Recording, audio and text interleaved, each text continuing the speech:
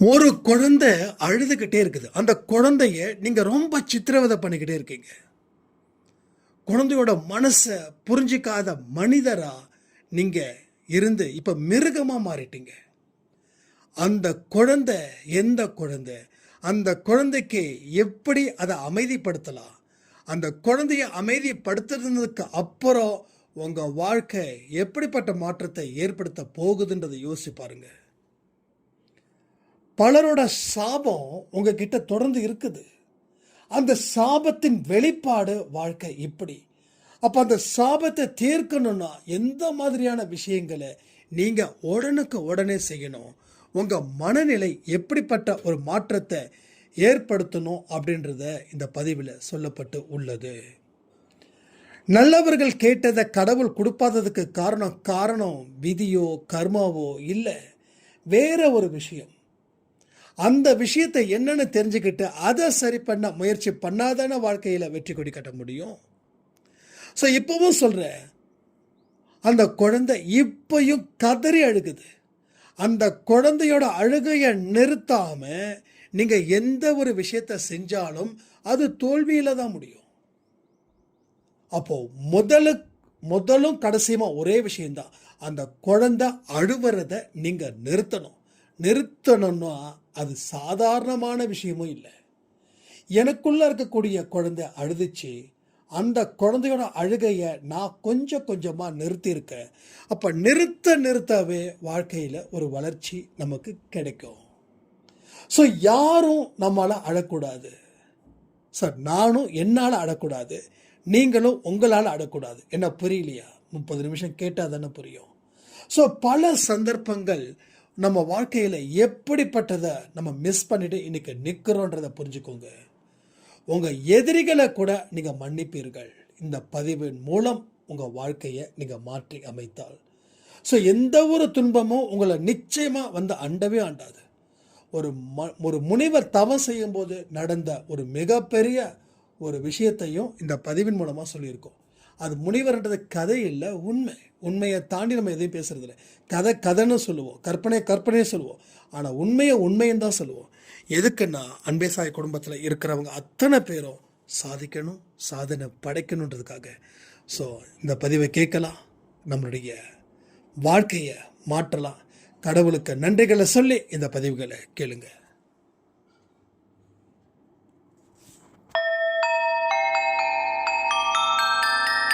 ஓம் சாயிரா சாயிரா, ஓம் சாயிரா சாயிரா, ஓம் சாயிரா சாயிரா, அன்பே சாயிரா, பேரன்பே சாயிரா, அகிலம் தளிக்க ஆத்மா விழிக்க அனுதினம் சாயிரா, எங்கள் அன்பே சாயிரா.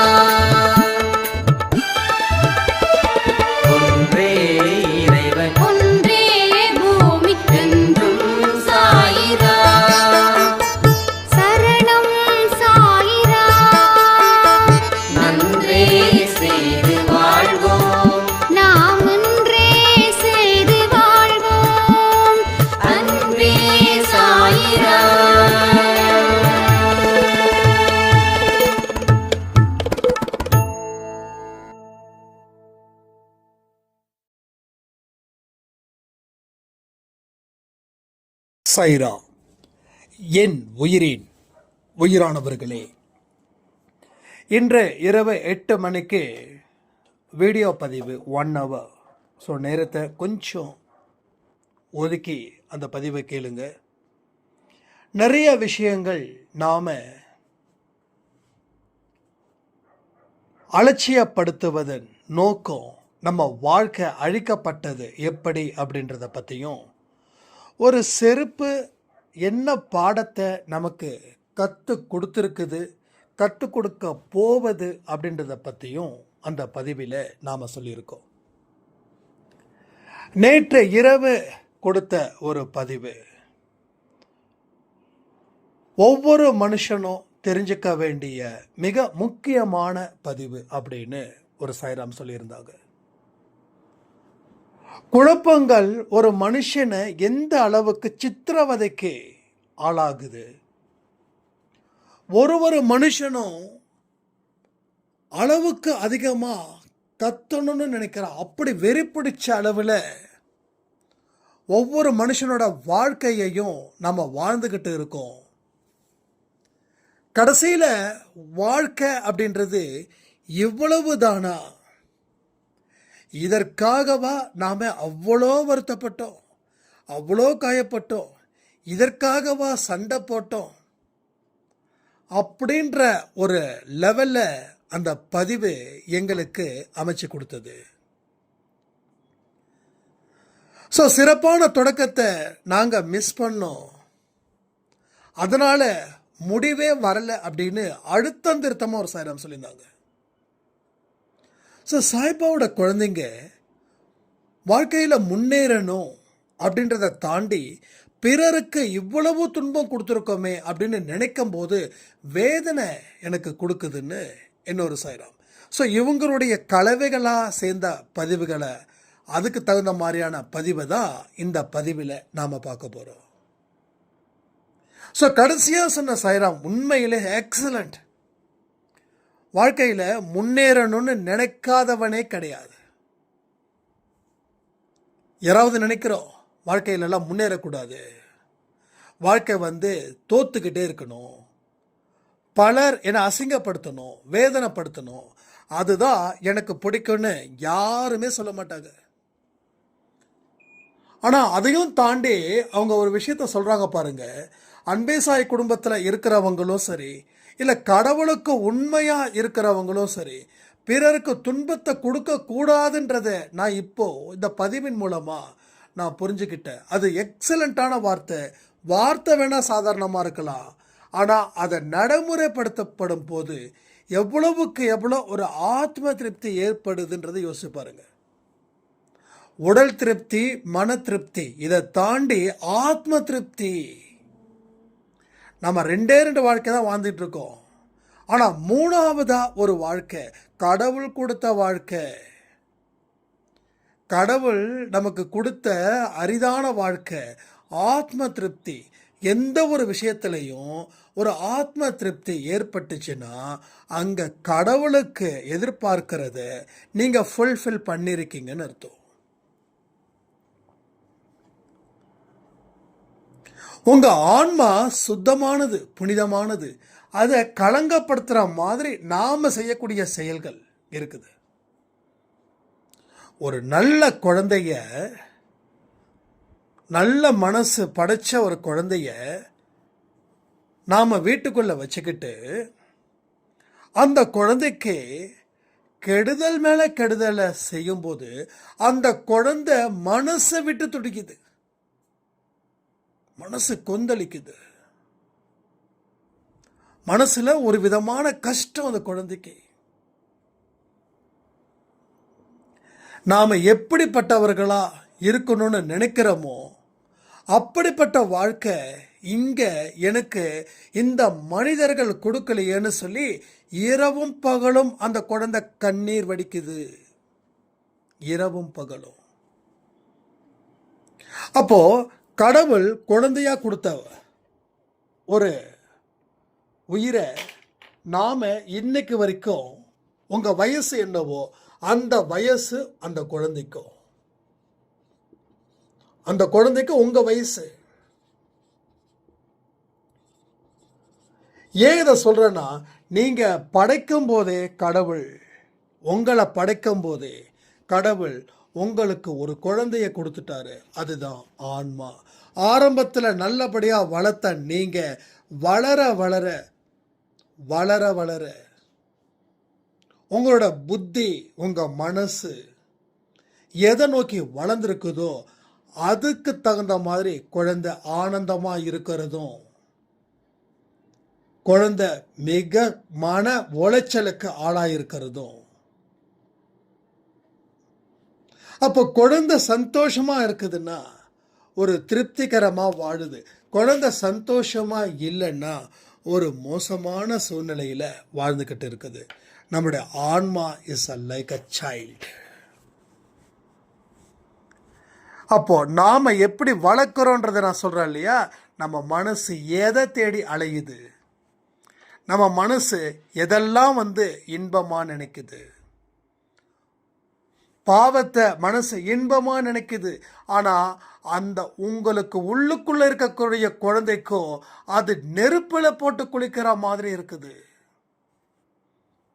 நல்லா யோசிச்சு பாருங்க. இன்னைக்கு இருக்கக்கூடிய உலகம் கற்றுக் கொடுக்குற பாடத்தை டீப்பாக திங்க் பண்ணி பாருங்க. எது ஒரு மனுஷனுக்கு இன்பத்தை ஏற்படுத்துதுன்னா அவன் செய்கிற பாவத்தை பொறுத்து. அவன் பாவத்தை இன்பமாக நினைக்கிறான். ஆனால் உள்ளுக்குள்ளே இருக்கக்கூடிய குழந்தைக்கோ நெருப்புல குளிப்பாட்டுற மாதிரி அந்த குழந்தை மோசமாக கத்துது, பயங்கரமாக கத்துது, வயிற்றெரிச்சலோட கத்துது. என்னைக்குமே நம்ம கண்கள் முன்னாடி இருக்கிறத தான் நாம் பார்க்குறோம். அது சரியா தப்பான்னு நமக்கு தெரியவே இல்லை. தெரியும் போது வயசு முடிஞ்சிடுச்சு. மறுபடியும் அடுத்த ஜென்மத்தில் என்னமோ சாதிக்கிற மாதிரி பிறக்கிறோம். மறுபடியும் அதே சாக்கடைக்குள்ளே விழுந்து விழுந்து விழுந்து முழுகி முழுகி அந்த குழந்தைய கரைப்படுத்திக்கிட்டே இருக்கோம், காயப்படுத்திக்கிட்டே இருக்கோம். மனசில் அந்த வேதனையை அந்த குழந்தை சுமக்குது உங்கள் செயல்கள் மூலமாக. யாருக்கும் தெரியாமல் தப்பு பண்ணுறோம் அப்படின்னு நாம் நினைக்கிறவங்களே ஒரு விஷயம் நினைக்கிறாங்களே, அப்போது கடவுள் உங்களை பார்த்துக்கிட்டு இருக்காரு. கடவுள் உங்களுக்குன்னு ஒரு ஆன்மாவை கொடுத்துருக்காரு. அதுக்கு நாம் துரோகம் செய்யலாமா? கட்டின பொண்டாட்டி கணவனுக்கு துரோகம் செஞ்சாலோ, இல்லை கணவன் மனைவிக்கு துரோகம் செய்தாலோ 7 ஜென்மத்துக்கு அந்த பாவம் இருக்குமா? 7 ஜென்மத்துக்கு. யார் நம்பி உங்கள் வாழ்க்கையில் கரம் பிடிக்கிறாங்களோ அந்த நம்பிக்கைக்கு உரியவர்களாக நீங்கள் இருந்துட்டீங்கன்னா புண்ணியம். ஆனால் எதிராக இருந்துச்சுன்னா பாவம். அப்போது இந்த பாவங்கள் செய்யும்போது நாம் ஒரு நொடி நினச்சி பார்க்கணும், இது எப்படிப்பட்டது, இதனுடைய முடிவு எப்படிப்பட்டது.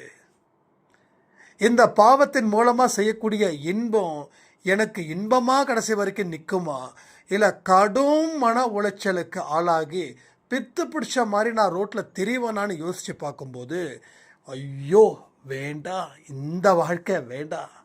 இந்த வாழ்க்கையில் வாழ்ந்தால் நிச்சயமாக நம்ம ரோட்டில் பைத்தியக்கார மாதிரி தான் சுற்றுவோம் அப்படின்ற ஒரு தாட்டு உங்களுக்குள்ளே வந்துடுச்சுன்னா உங்களுக்கு ஒழுக்கம் அப்படின்றது ஆட்டோமேட்டிக்காக வரும். முதல்ல என்னுடைய ஒழுக்கம் அப்படிப்பட்டதாக தான் இருந்துச்சு. அதுக்கு அப்புறம் என்னுடைய ஒழுக்கம் வேறு வகையில் கொண்டு போனேன். இவர் என்னை நம்பி இப்படிப்பட்ட ஒரு ஆசீர்வாதத்தை தொடர்ந்து கொடுத்துக்கிட்டே இருக்காரு. ஆனால் அவருக்கு நான் மன ரீதியாக காயத்தை ஏற்படுத்தக்கூடாது. நான் தண்டனையை அனுபவிக்கலை, அது வேறு. எந்த மனுஷ தண்டனையை அனுபவிக்கலை. அப்போது பாவம் செய்கிறோம், சந்தோஷம் இருக்குது. அடுத்தது தண்டனை அனுபவிச்சா என்ன, அனுபவிக்காட்டே என்ன.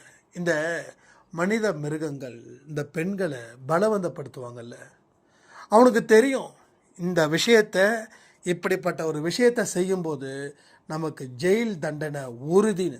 அதையும் தாண்டி அவன் செய்கிறான்னா அவன் துணிஞ்சு தான் செய்கிறான்னு அர்த்தம். அதையும் தாண்டி அவன் செய்கிறான், அப்போ அவன் துணிஞ்சு தான் செய்கிறான். என்ன பெரிய தண்டனை, இந்த இன்பத்தை விட அந்த தண்டனை எனக்கு ஒன்றும் பெருசு இல்லை அப்படின்னு அந்த பைத்தியக்கார மாதிரி மிருகத்தனமான மனநிலையோட அவன் அந்த தப்பை செய்கிறான். அதுக்கப்புறம் போலீஸ் அவனை உலுக்கி எடுக்குது, மாவு கட்டு போட வைக்குது, எல்லாம் பண்ணுது. ஆனால் அப்பயும் திருந்துறானா, மறுபடியும் அந்த இன்பத்துக்குள்ளே போகிறான். ஏன்னா அந்த இன்பத்தை விட துன்பம் பரவாயில்லன்னு நினைக்கிறான். அப்போ அப்படிப்பட்ட ஒரு இடத்த தாண்டி ஒரு விஷயத்தை கடவுள் எப்படி புரிய வைக்கணும், இல்லை நீங்கள் எப்படி புரிஞ்சுக்கிறீங்கன்னீங்கன்னா நினச்சிங்கன்னா, நாம் செய்யக்கூடிய நாம் செய்யக்கூடிய பாவம் கடவுளோட மனசை காயப்படுத்தக்கூடாது அப்படின்னு என்னைக்கு நாம் பரிபூரணமாக உணர்கிறோமோ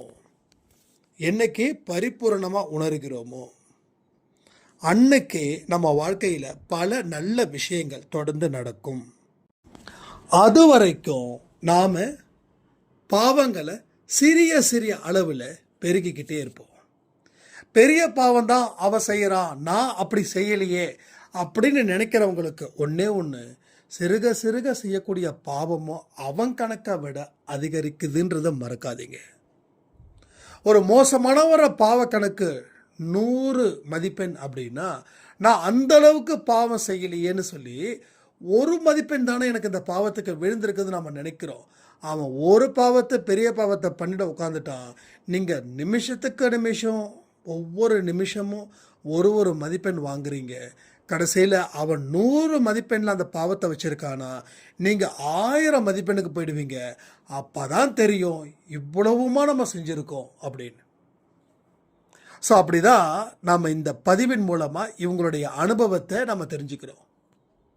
அப்போ பிறருக்கு துன்பத்தை கொடுக்கக்கூடாது. இப்போ பிறருக்கு துன்பத்தை கொடுக்கறதால உனக்கு அது சந்தோஷம் கிடைக்குது இன்டைரக்டாக. ஒன்றும் இல்லை, நீங்கள் மருமகளாக இருக்கீங்க, உங்கள் மாமியாரை ஏதாவது ஒரு விஷயத்தை மூட்டி விட்டு சண்டை போட வச்சு அவங்களோட நிம்மதியை இழக்க வைக்கிறீங்க. பத்தியா, நான் செஞ்சுட்டேன், என்கிட்ட நீ வச்சுக்காத, இப்போ நீ எவ்வளோ கஷ்டப்படுற பார்த்தியான்னு ஒரு மருமக நினச்சிட்டாங்கன்னா, அப்போது மாமியார் கஷ்டப்படுறத மருமக ரசிக்கிறாங்கன்னு அர்த்தம். அப்போது இந்த மருமக ஒரு காலத்தில் மாமியாராக மாறும்போது, அப்போ இந்த இடத்துக்கு இன்னொரு பெண் வரும்போது இவங்களுடைய நிலைமை சொல்ல முடியாத அளவுக்கு இப்படி தான். அப்போ பிறர் துன்பப்படும் போது மனிதன் நிம்மதி அடைகிறான், பிறர் துன்பம் அடையும் போது மனுஷன் சந்தோஷம் அடைகிறான், ஒரு பெரும் மூச்சு விடுறான். அவன் வாழ்க்கை முடிஞ்சிடுச்சு, என்கிட்ட வச்சுக்கிட்டானே அவன் வாழ்க்கை முடிஞ்சிடுச்சு. இதுதான் சைக்கோத்தனத்தோட முதல் படி. மனிதர்களாக இருக்கிறது தான் பெருமை. மனிதர்கள் மிருகங்களா, மனிதர்கள் அரக்கர்களா மாறிட்டாங்கன்னா இந்த உலகம் அவனை சீக்கிரமாக வலையில் வீழ்த்தி அவனை காயப்படுத்தி அசிங்கப்படுத்தும். ஒரு கெட்ட சக்தி ஒரு மனுஷனை வழி நடத்துதுன்னா அவன் கேட்டதை ஆரம்பத்தில் எல்லாம் கொடுக்குது, அடுத்தது எதெல்லாம் கொடுத்ததோ அதை அத்தனையும் திருப்பி வாங்குது, மனசாட்சியே இல்லாமல். ஆனால் கடவுள் அப்படி இல்லை. கடவுள் இவனுக்கு இதை கொடுக்கணுமா யோசிக்கிறாரு. இதை கொடுத்தா அவன் வாழ்க்கையை எப்படிப்பட்டதாக மாற்றி அமைப்பான்னு யோசிக்கிறாரு. ஒரு கெட்டவனுக்கு கடவுள் கருணை காட்டுறது இல்லை, ஒரு கெட்டவனுக்கு கடவுள் கருணை காட்டுறதில்லை. அப்போ கெட்டவனுக்கு கடவுள் கருணை காட்டலைன்னா நல்லவனுக்கு கருணை காட்டுறாருன்னு அர்த்தம். அப்போ நல்லவங்களுக்கு ஏன் கெட்டதை கொடுக்கலன்னா அதை கொடுத்தா அவன் கெட்டவனா மாறிடுவான்னு அர்த்தம். இப்போ உங்களுக்கு ஏகப்பட்ட கடன் இருக்குது, நீங்கள் கடவுள் முன்னாடி போய் நிற்கிறீங்க, கடவுள் முன்னாடி கதறுறீங்க, கடவுள் மனசை இறக்கப்பட்டு உங்கள் கஷ்டம் நீங்கள் ரொம்ப படுறீங்கன்னு சொல்லி உங்களுக்கு 10 லட்ச ரூபாய் கடன்னா 20 லட்ச ரூபாய்க்கு ஒரு வழியை காட்டுறாரு. அந்த வழி ரொம்ப எளிமையாக இருக்குது. நீங்கள் என்ன பண்ணுறீங்க, கடவுள் முடிவு பண்ணிட்டார் இவனுக்கு ஒரே ஒரு தடவை தான் இந்த பிறவியில் உதவிகள் கிடைக்கணும், அப்போ இந்த உதவியை நான் இவனுக்கு பண்ணுறேன்னு சொல்லி கடவுள் அந்த உதவியை அவனுக்கு பண்ணுறார். இப்போ என்ன நடக்குது இங்கே ஒரு பெரிய விஷயம் அப்படின்னா, இவன் கெஞ்சி கதறி அழுது புரண்டு கடவுள்கிட்ட இருந்து அந்த காசை வாங்கிட்டான், கடனை அடைச்சிட்டான். 1 மாதத்துக்கு 2 மாதத்துக்கு ரிலாக்ஸ்டாக இருப்பான். 3வது மாதம் இவன் கொஞ்சம் ஒர்க் பண்ணலான்னு நினைப்பான். கடவுள் நம்மளை காப்பாற்றிட்டாரு, கடவுளுக்கு நாம் டெடிக்கேட்டடாக விசுவாசமாக இருக்கணும், நாம் இனிமேல் உழைக்கணும்னு உழைக்கும்போது போதிய அளவில் இவனுக்கு வருமானம் இல்லை. மறுபடியும் என்ன பண்ணுவானா, அன்னைக்கு நாம் அப்படிப்பட்ட இடத்துல இருந்து கடவுள்கிட்ட கதறணும். 20 லட்சம் கொடுத்தாரு, இனி நமக்கு ஏதாவது ஒரு பிரச்சனைன்னா கடவுள்கிட்ட போய் நிற்போம். இப்போ நம்ம எவ்வளோ கேட்குறோமோ, ஒரு 20 லட்சம் கேட்டால் ஒரு 40 லட்சமாக கொடுப்பாருன்னு அந்த மனநிலைக்கு அவன் தள்ளப்படுவான். அதனால தான் கடவுள் சரியான நேரத்தில் வந்து உதவி செய்வார். அவர் செய்யக்கூடிய உதவி வளர்ச்சியை கொடுக்கும். அவர் கூட நினைக்கிறார், என் குழந்தைய நான் பிச்சைக்காரனாக்க விரும்பலை, என் குழந்தைய நான் வந்து அவங்க செய்யக்கூடிய செயல்கள் மூலமாக ஆசீர்வதிக்கப்படுவார்கள். நம்ம குழந்தைய நம்ம பிச்சைக்காரத்தனமாக நடத்துவோமா? நம்ம குழந்தை என்ன பண்ணுவோம், நம்ம குழந்தை எங்கேயும் கை ஏந்தக்கூடாது, கை கட்டி நிற்கக்கூடாது, அவமானத்தை சந்திக்கக்கூடாது. குழந்தை என்றைக்குமே தன்னம்பிக்கையோட தன்மானத்தோட வாழணும்னு பெத்தவங்க கனவு. அதே கனவு கடவுளுக்கும் இருக்குது. அப்போ ஏன் கேட்டதை கிடைக்கலன்னா, நீ கேட்கும்போது நான் கொடுத்துட்டேன்னா நீ திரும்பவும் பல மடங்கு மோசமானவனா மாறிடுவ. நான் கொடுக்குற உதவி அடுத்தவனுக்கு உபத்திரத்தை கொடுக்கும். நான் அடிக்கடி சொல்லியிருக்கேன், அன்பே சாயில் யாராவது ஒரு காசு கேட்டாங்க அப்படின்னா சாப்பாடை வாங்கி கொடுங்க, இல்லை காசு கொடுங்க அப்படின்னு சொன்னால் நீங்கள் காசை கொடுக்கறதுல தப்பு இல்லை. ஆனால் எங்கே தப்பாகுது தெரியுமா, நீங்கள் கொடுக்குற காசை அவர் 100 ரூபாய்க்கு எங்கேயாவது போயிட்டு சரக்கு வாங்கி குடிச்சிட்டு வீட்டுக்கு போயிட்டு அவங்களுடைய மனைவியையும் அவங்க குழந்தையையும் அடிக்கிற அடி, அந்த குழந்தையும் அந்த மனைவியோட அலறலும் உங்களுக்கு பாவமாக வந்து சேரும். புரியுதா? இப்போ நாம் உதவிகள் செய்யும்போது கூட பார்த்து செய்யணும். அவருக்கு என்ன தேவையோ ஒன்று அதை செய்யணும். இல்லையா, உங்களுக்கு அவர் மேலே குடிக்க மாட்டான நம்பிக்கை இருக்குதா, அதுக்கு பல அனுபவம் வேணும், கடவுளுடைய அனுக்கிரகமும் வேணும். அனுபவம் மட்டும் பத்தாது, கடவுளோட அனுக்கிரகமும் வேணும். என்கிட்ட சில பேர் நான் எதை சாப்பிட்றீங்களா அப்படின்னு கேட்டால் தலையை வேகமாக ஆட்டுவாங்க. அப்போ தலையை வேகமாக ஆட்டும் போதே தெரியுது நல்லா ஃபுல்லாக சாப்பிட்டு தான் வந்திருக்காங்க. பசித்தவனோட முகம் பசிக்காதவனோட முகத்தை பார்த்து கண்டுபிடிக்கலாம். பசிக்குது சாப்பாடு வாங்கி தரேன் அப்படின்னு சொன்னால் அவன் முகத்தை வேகமாக ஆட்டுவான். ஏன்னா பசி கொடுமை. 2 நாள் நம்ம பசியில் இருக்கோம், 2 நாள் சுத்த பசி, 3ஆவது நாள் சாப்பிட மாட்டோமா, 2 வேளை தாண்டாம முடியல, 1 வேளையே தாண்ட முடியல. இன்னும் சில பேருக்கு 2 வேளை சுத்தமாக தாண்ட முடியல. இப்போ 2 நாளும் சான்ஸே இல்லை. ஒரு மாதிரி ஸ்ட்ரெஸ் ஆகும், டிப்ரெஷன் ஆகும், கோபம் கொந்தளிக்கும். அப்போ பசித்தவனோட மனநிலை எப்படி இருக்குன்னா, நாம் பசித்தவனாக இருந்திருந்தா அந்த கஷ்டம் தெரிஞ்சிருக்கும். அவங்க தலையை ஆட்டுறதை பார்த்து சில பேர் பார்த்தீங்கன்னா சாப்பாடு சாப்பிட்றீங்களான்னு கேட்டால் அதே இல்லைங்க இதை காசு கொடுங்களேன் அப்படின்னு. அந்த கேட்கும் போதே தெரியும் அந்த காசு இவனுக்கு ஒரு தப்பான வழிக்கு கொண்டு போவதுக்கு தான் அவன் காசு கேட்குறான் அப்படின்னு. ஒன்றும் இல்லை, நம்ம சொன்னிருந்தோம் என்னோடய பர்த்டே அன்னைக்கு ஐ திங்க் ஒரு 2 வருஷத்துக்கு முன்னாடி இல்லை 3 வருஷத்துக்கு முன்னாடி சாப்பாடு எல்லாத்துக்கும் கொடுங்க ப்ளீஸ் அப்படின்னு நான் கேட்டிருந்தேன். என்ன நிறைய பேர் என்னோடய அட்ரஸ் கேட்டாங்க, நீங்கள் அட்ரஸ் கொடுங்க நாங்கள் கிஃப்ட்டு அனுப்புகிறோம் அப்படின்னு. எனக்கு அது உடன்பாடு இல்லை. அப்போ நான் என்ன சொன்னேன், எனக்கு நீங்கள் gift கொடுக்கறதுக்கு பதிலாக ஒரு 100 ரூபாய்க்கு யாருக்காவது சாப்பாடை வாங்கி கொடுத்துருங்க, அது எனக்கு சந்தோஷத்தை கொடுக்கும் அப்படின்னு சொல்லும்போது நம்ம அன்பே சாய் குடும்பத்தில் இருக்கிறவங்க நிறைய பேர் செஞ்சாங்க. ரொம்ப சந்தோஷமாக இருந்தது. அப்போ நானும் ஒரு 20 பேருக்கு சாப்பாடு வாங்கிட்டு போகலான்னு சொல்லி போனால் ஒருத்தர் காவி வேஷ்டி கட்டிட்டு காவி ஷர்ட் போட்டுக்கிட்டு தடப்படலாம் நடந்து வந்தார். சரி ஐயாவுக்கு கொடுக்கலாம் அப்படின்னு சொல்லி கொடுத்தா அவர் போட்டிருக்கிறது தான் காவி வேஷ்டி காவி சட்டை. ஆனால் அவர் கேட்டது காசு கொடுங்க தம்பி, காசு தான் தம்பி தேவை, சாப்பாடு எதுக்குன்னாரு. பார்த்தா லைட்டாக கண்ணெல்லாம் செவந்திருந்தது காலையில் 10 மணிக்கு. அப்போ தான் நினச்சேன், ஓகே அண்ணன் வேறு லெவலில் இருக்கார், லெவலை பூஸ்ட்டு குறைய பூஸ்ட்டை ஏற்றணும்னு நினைக்கிறாரு, வண்டியை ஓட்டுங்க சார் அப்படின்னு விஷ்ணுக்கிட்ட. என்ன ஆச்சுன்னா இப்படியும் நடக்கும். நாம் நினைக்கிறோம், ஆஹா வந்துட்டாரே சாயப்பாவே வந்துட்டாரே காவி வேஷ்டி காவி சட்டையை போட்டுக்கிட்டுன்னு. அப்போது அந்த உணர்வு நிலை நம்ம என்றைக்குமே இருக்கணும். என்றைக்குமே நாம் சரியானவனை தப்பானவனும் தப்பானவனை சரியானவனும் கணிக்கவே கூடாது. அது ரொம்ப ரொம்ப பாவத்தை கொடுக்கறது. அப்போ கடவுள் என்ன நினைக்கிறாருன்னா, உங்களுக்கு உதவிகள் செய்வதற்கு நான் தயாராக இருக்கேன், ஆனால் நீ மற்றவனுக்கு என்னைக்கு உபத்திரத்தை கொடுக்கறத நிறுத்துறியோ அன்னைக்கு செய்கிற. இது பாயிண்ட் நம்பர் 1. பாயிண்ட் நம்பர் 2, என்னைக்கு நீ வாழ்க்கையை பற்றி புரிஞ்சுக்கிறையோ அன்னைக்கு உனக்கு உதவிகள் கிடைக்கிற. பாயிண்ட் நம்பர் 3, என்னைக்கு நீ உழைக்கிறதுக்கு தடையில்லாத ஒரு மனுஷனா உன் மனசை வச்சிருக்கியோ அன்னைக்கு நீ கேட்ட அத்தனையும் நான் கொடுக்குறேன். நான் கொடுக்காம எங்கே தான் போகிறேன், இங்கே தான் இருக்கேன். எல்லா ஜென்மத்திலையும் உன்னை பார்த்துட்டு தான் இருக்கேன். நீ தான் என்னை பார்க்கலையே தவிர நான் உன்னை பார்த்துட்ருக்கேன். என்னைக்கு நீ உன்னுடைய தவறுகளை திருத்திக்கிட்டு இனி வாழ முடியும்னு சொல்லி நான் நம்புகிறேனோ அன்னைக்கு நீ கேட்டதை நான் கொடுக்குறேன்.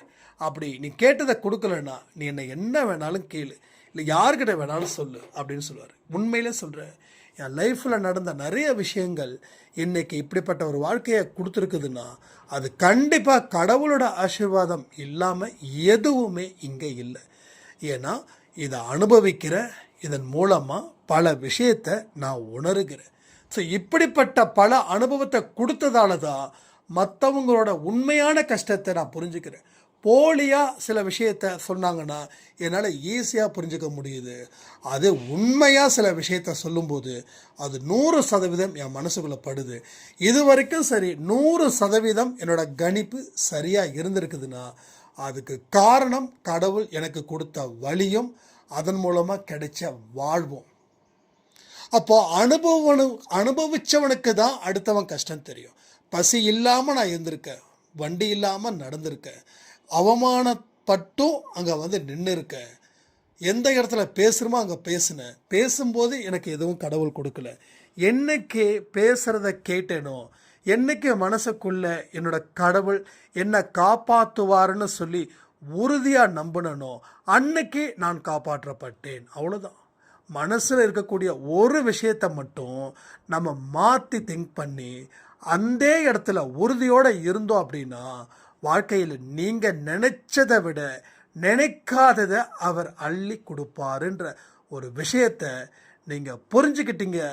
வாழ்க்கை செம்மையாக இருக்கும். இதே சந்தோஷ் ஒரு 10 வருஷத்துக்கு முன்னாடி கடன் கொடுத்தவன் எல்லாம் செத்து போனால் எப்படி இருக்கும்னு யோசித்தான். ஏன்னா இன்னைக்கு எதிரிகள் வாழணும், நண்பர்கள் வாழணும், அத்தனை உயிரினமும் வாழணும் அப்படின்ற ஒரு விஷயத்தை ஏன் நான் இங்கே சொல்கிறேன்னா எனக்கு கடவுள் கொடுத்த அனுபவம். ஒரு மனுஷன் தப்பு பண்ணுறான், அவன் நமக்கு எதிராக இருக்கிறான்னா அவனை டிபெண்ட் பண்ணியிருக்கக்கூடியவர்களை நான் பார்க்குறேன்.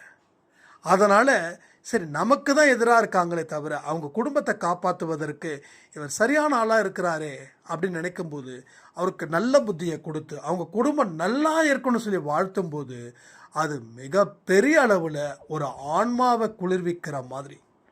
ஸோ நீங்கள் பார்க்குறீங்க ஒரு மனுஷனை உடலும் சதையுமா, அது உடலும் சதையும் இல்லை, அது வெறும் ஒரு மாயை தோற்றம். உள்ளுக்குள்ள ஒரு ஆன்மா இருக்குது அப்படின்னு நினைக்கும் போது அந்த ஆன்மாவை நாம் அளவுக்கு அதிகமாக நம்ம நேசிப்போம். ஏன்னா என்கிட்ட இருக்கிறது தான் உங்ககிட்ட இருக்குது. நான் உங்களை திட்டுனா என்ன நான் திட்டுற மாதிரி. அப்போது இப்போ எதிரிகளோட குழந்தைகள் கூட உங்களை பார்த்து சிரிச்சிட்டாங்கன்னு வச்சுக்கோங்க, நீங்கள் அந்த குழந்தையுமா பழி வாங்குவீங்க? பழி வாங்க மாட்டோம். அப்போது அந்த குழந்தை அப்படின்றது உங்களோட ஆன்மா, உங்களோட குழந்தை தான் அங்கேயும் இருக்குது, அந்த குழந்தை தான் உங்ககிட்டயும் இருக்குது. ஸோ எல்லா மனுஷங்கக்கிட்டேயும் ஒரே மாதிரி தான் இருக்குதுன்னு நீங்கள் என்னைக்கு அந்த விஷயத்தை உறுதியாக ஃபாலோ பண்ணுறீங்களோ, கடைசி வரைக்கும் துணிஞ்சு நிற்கிறீங்களோ, உங்களுக்கு மிகப்பெரிய மாற்றத்தை சாய்ப்பா நிச்சயமாக ஏற்படுத்துவார். இதில் எந்த சந்தேகமும் இல்லை. ஸோ அப்படிப்பட்ட இடத்துல தான் நாம் வாழ்ந்துக்கிட்டு இருக்கிறோம். நம்ம வாழ்க்கை முறை சரியில்லை. வாழ்க்கையில் எல்லாமே முறைப்படி நடக்கலை. இயற்கை நமக்கு துன்பத்தை கொடுக்குது, மனிதர்கள் நமக்கு துன்பத்தை கொடுக்குறாங்க, விலங்குகள் சக ஜீவ உயிரினங்கள் சிலதும் நமக்கு துன்பத்தை கொடுக்குதுன்னா நமக்கு சுத்தமாக நாம் சரியில்லைன்றதுக்காக தான் அத்தனையும் நமக்கு துன்பத்தை கொடுத்துக்கிட்டே இருக்குது. நாம் சரி இருந்தோன்னா நாம் உட்காந்துட்டு இருந்தால் கூட அந்த பாம்பு கூட என்ன பண்ணும், மேலே ஏறி இந்த பக்கம் கிராஸ் பண்ணும். நான் அந்த கதை ஏற்கனவே சொல்லியிருக்கேன், இது நிஜமாக நடந்தது. ஒரு முனிவர் தவம் பண்ணிட்டு இருந்திருக்காங்க. அப்போ சிஷ்யர்கள் இது ஒரு பயோகிராஃபியில் நான் படித்தது, அது ஒரு வார்த்தை மட்டும் நான் கேட்டது, எதையுமே நான் உறுதிப்படுத்தாமல் சொல்ல மாட்டேன். இது கதைன்னு சொல்லுவேன். இது நேரடியாக நடந்தது. ஒரு பாம்பு, ஒரு பெரிய பாம்பு, கிட்டத்தட்ட பல அடி நீளம் கொண்ட ஒரு பாம்பு. அப்போ அந்த முனிவர் தவம் பண்ணிகிட்ருக்காரு, அவங்களே பண்ண சொல்கிறாங்க. திடீர்னு ஏதோ சவுண்டு என்னமோ கேட்டிருக்குது. முனிவர் தவம் பண்ணாரா இல்லை பிரசங்கம் பண்ணாரான்னு தெரியல, சரியா எனக்கு தெரியல. பிரசங்கம் பண்ணார். ரைட், பிரசங்கம் பண்ணார். பிரசங்கம் பண்ணிகிட்டு இருக்கும்போது பாம்பு வருது. ஏன்னா தவம் பண்ணிகிட்டு இருக்கும்போது எல்லோரும் கண்களை மூடி தான் இருப்பாங்க. நான் தான் தப்பாக சொல்லிட்டேன். ஏதோ பிரசங்கம் பண்ணிகிட்ருக்காரு. அப்போ கிட்டத்தட்ட இப்போ ஒரு 10-20 பேர் முனிவருக்கு எதிராக உட்காந்துருக்காங்க. முனிவர் 10 அடி தள்ளி கொஞ்சம் நின்று உட்காந்து பேசிகிட்டு இருக்காரு. அப்போது ஒரு பாம்பு வருது. அதில் 1, 2, 3 சிஷ்யர்கள் பார்த்துட்டு பயப்படுறாங்க. ஏன்னா இப்போ முனிவர்கிட்ட பாம்பு வருதுன்னு சொன்னால் அவருடைய கோபத்துக்கு ஆளாயிடக்கூடாது, அதே நேரத்தில் முனிவருக்கும் ஒன்று ஆயிடக்கூடாதுன்னு சொல்லி பக்தியும் அன்பும் கலந்து அவங்க கவனிச்சிட்டு இருக்காங்க. அவர் பிரசங்கம் பண்ணுறதை கவனிக்கலை. பாம்பு மெல்ல வருது வருது வருது வருது. ஆனால் முனிவருக்கோ பிரசங்கத்தில் முழு ஈடுபாடு. அவர் உட்காந்துருக்காரு. நார்மலாக கீழே எப்படி உட்காந்துருக்காரு. அவருடைய தொடையில் இந்த பக்கம் ஏறி அந்த பக்கம் தொடையில் இறங்கி அது பாட்டுக்கும் போகுது. யாருக்கும் எந்த பிரச்சனையும் இல்லை. எப்படி நடந்தது? இதே நாம் உட்காந்துருந்தோன்னா பாம்பு என்ன பண்ணியிருக்கோம்? அதான். அப்போது அந்த முனிவருடைய மனநிலை, அந்த பாசிட்டிவிட்டி, அவர் எந்த ஒரு உயிரினத்துக்கும் தீங்கு இழைக்கலைன்றது எப்படி அந்த பாம்புக்கு தெரியுது? பாம்பு ஏன் உங்களை கொத்துதுன்னா, நீங்கள் பாம்புக்கு அச்சுறுத்தலை கொடுப்பீங்கன்னு சொல்லி தான் தன்னை பாதுகாத்துக்க பாம்பு உங்களை துரத்துது. ஓகேவா? உங்களை தேடி துரத்தலை. அது இருக்கிற இடத்துல நீங்கள் போயிட்டீங்க. அப்போது அது என்ன நினைக்குது? உங்களுக்கு அதுக்கு உங்கள் மூலமாக பிரச்சனை வந்துடும் சொல்லி உங்களை துரத்துது. அப்போது எந்த உயிரினத்துக்கும் தீங்கு இழைக்கலைன்ற ஒரு விஷயம் அந்த 5 அறிவு படைத்த பாம்புக்கு தெரியுதுன்னா, அப்போ எப்படிப்பட்ட மனநிலையை கடவுள் நமக்கு கொடுத்துருக்காரு, நம்ம எவ்வளவு கேவலமாக அதை மாற்றி வச்சுக்கிட்டோம். அப்போது அந்த முனிவரோட ஆன்மா அந்த பாம்போட ஆன்மாவுக்கு இருக்கக்கூடிய கான்வர்சேஷன், நான் ஒன்றும் செய்ய மாட்டேன், பிறருக்கு எந்த துன்பத்தையும் கொடுக்க மாட்டேன்னு அந்த முனிவரோட ஆன்மா அந்த பாம்போட ஆன்மாட்ட பேசுது. அந்த பாம்போட ஆன்மாவும் சொல்லுது, என்னுடைய வழியில் நீ எனக்கு எந்த தடையும் ஏற்படுத்தலை, நான் நம்புகிறேன், அதனால் நான் போகிறேன் அப்படின்னு சொல்லுது. அப்போது அந்த முனிவர் ஐயோ பாம்பு அப்படின்னு சொல்லி அது எங்கே என்னை கடிச்சிருமோன்னு சொல்லி பாம்பை அடிக்க ஆரம்பித்தா பாம்பு இவரை போட்டு தள்ளிடும். ஆனால் அப்படிப்பட்ட சம்பவம் அங்கே நடக்கலை. உடனே நீங்கள் நேராக போய் காட்டுக்குள்ளே போயிட்டு எக்ஸ்பிரிமெண்ட் பண்ணிடக்கூடாது. ஏன்னா நம்ம மனசில் நம்ம ஆன்மாவில் 1000 அழுக்குகள் படிஞ்சிருக்கு. 1000 அழுக்குகள். இப்போ எப்படி உடலுக்குள்ள நோய்கள் படிஞ்சிருக்கு, உடலுக்கு வெளியில் படியல, உடலுக்கு உள்ள நோய்கள், ஹார்ட் அட்டாக்குன்றாங்க, பிபின்றாங்க, சுகருன்றாங்க, கிட்னின்றாங்க, ஃபேட்டி லிவர் சொல்கிறாங்க, எல்லாமே. அப்போ ஏதோ ஒரு இடத்துல உடம்புல நோய்கள் படிஞ்சிருக்குது, அதனுடைய வெளிப்பாடு. அப்போ அதே போல் நம்ம ஆன்மா கிட்டையும் பல பல பல பதிவுகள் அவ்வளவு ஒரு மோசமான ஒரு விஷயத்தை அது கொடுத்துருக்குது. அதன் மூலமாக தான் நாம் பல விஷயத்தை இங்கே தொடர்ந்து இழந்துக்கிட்டே இருக்கோம். இதை எல்லாமே சரி பண்ணுவதற்கு உண்டான நேரமும் காலமும் இங்கே அதிகமாக இருக்குது. அதனால் இதை பயன்படுத்திக்கிட்ட வாழ்க்கையில் வாடணும்னு சொல்லி இந்த பதிவை முடிக்கிற. இன்று இரவு 8 மணி நேரம் முழு நேர வீடியோ பதிவில் நம்ம மீட் பண்ணலான்னு சொல்லி, எல்லா விஷயத்தையும் நீங்கள் தெளிவாக செய்யும்போது உங்கள் வாழ்க்கையில் ஏற்படக்கூடிய விஷயம் என்ன தெரியுமா? வெற்றி நிச்சயம். இது சாயின் சத்தியம். அந்த மனநிலையில் இருங்க.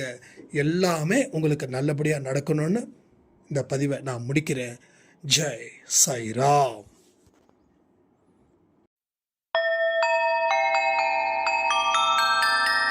ஓம் சாயிராம்.